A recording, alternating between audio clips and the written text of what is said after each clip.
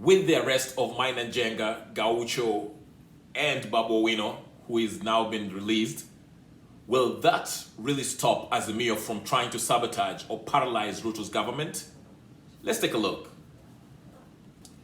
Let me give you a historical context about these two factions, and I'm talking about Ruto and his former boss, Mr. Uhuru Kenyatta. These two, as you know, from 2007, they have been at war with each other. If you remember, in 2007, when after the elections, the winner was announced as Kibaki. We all know Kibaki did not win that elections. There was sporadic eruption in violence in Rift Valley, especially at Kiambaa, where Kikuyus were targeted, and by the Kalenjin, that is. And if you remember, when the case went to the ICC, Sang, along with William Ruto, were accused of organizing, paying people for attacking the Kikuyus in that church and other places in Rift Valley.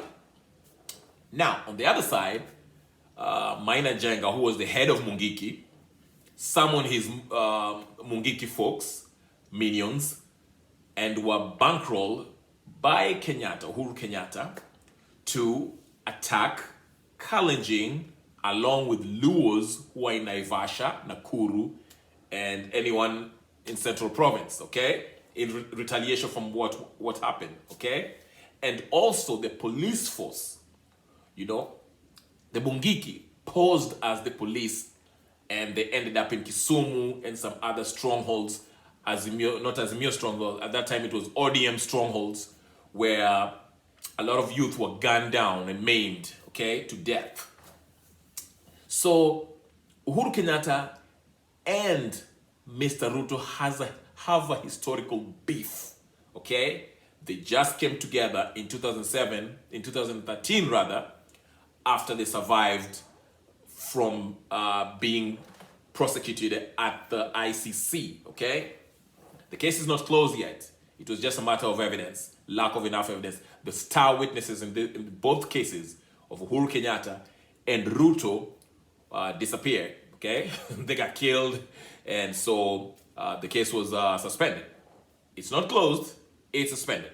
So if you have any evidence, come up with fresh evidence, you can actually go give it to the prosecutor, and the case can be opened on both Mr. William Ruto and Kenyatta. But let's move away from that.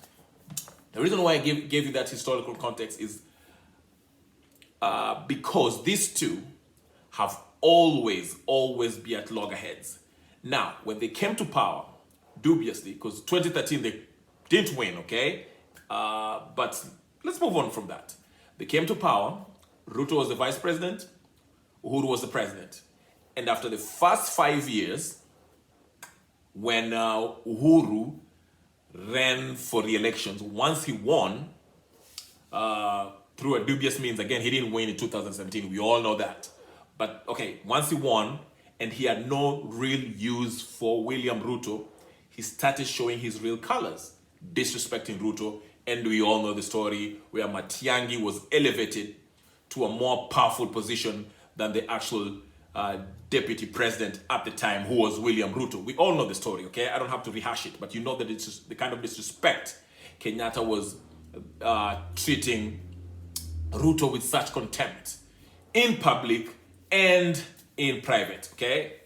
So come 2022, William Ruto wins the elections, and here we are, you know, former president now, Kenyatta, can't take it because his candidate was Raila Odinga. Now he teams up with Raila Odinga after they lost the elections. They are trying to sabotage Ruto's presidency, paralyze his government through these mandamanos, and you know, they're pointing fingers at everything that's wrong with this government, which is okay. But when if this case of having guns and financing the mandamano to commit atrocities is true, then there's something wrong with that, and the government has every right to go as hard as they can on them. Well, that is yet to be ascertained, okay? So I don't want to jump the gun. But all I'm saying is this. If these two individuals are not careful, Mr.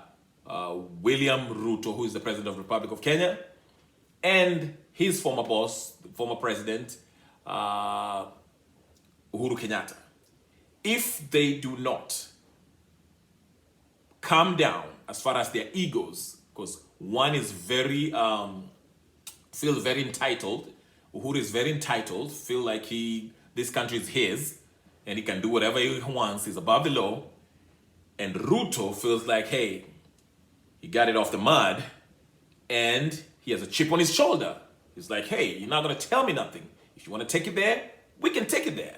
So these two are going at it at this juncture right now. From then, the ICC case brought them together. They ruled until 2017, where the friendship went sour. But here's the thing. Now that Ruto, clamped down on most of Kenyatta's allies, including Kenyatta himself through his son, what's the next move? In my view, and I will make this video short because I don't want to make a long video today, but in my view, I think things will escalate. It will slow down for a minute because Azimio will go back to the drawing board and come back stronger with a stronger strategy. Remember, the Azimio side are being bankrolled by Uhuru, not only Uhuru, but they're being encouraged by the West. The West is on their side because the whole point is this, is to neutralize Ruto. Ruto, as I explained in my previous video, he made the cardinal sin by making that deal with the Saudis for buying oil, gas, petrol, using Kenyan shillings and not the world reserve money, which is the US dollar, okay? Ruto has been quoting the BRICS member nations, Iran, China, Russia. That's going against the program of the West. Remember, Kenya has been under the West influence, under the West neo-colonial rule, indirectly through their puppets, colonial puppets like Jomo Kenyatta, President Moi, Mwai Kibaki, Uhuru Kenyatta, okay? They dared not go against the program, but Ruto made that big mistake and also dared them by going out there and speaking against the US dollar. And we know, as I repeat, the BRICS are going to launch their own currency next month, which will be backed by gold, which is a threat to the US dollar, okay? But anyway, I just wanted to say this. With the arrest of Babu Owino, with the arrest of Maina Njenga, with the arrest of Gaucho, these guys will come out, and what will happen is they will regroup and they will plan again. And next time, they will know that the government will be trying to hunt them down, so they'll be more careful. And my suspicion, and I hate to be a prophet of doom, my suspicion is this might actually get ugly.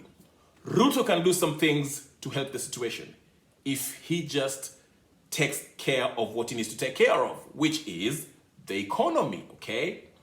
The commodity prices. If he has to go against the IMF, he needs to do that.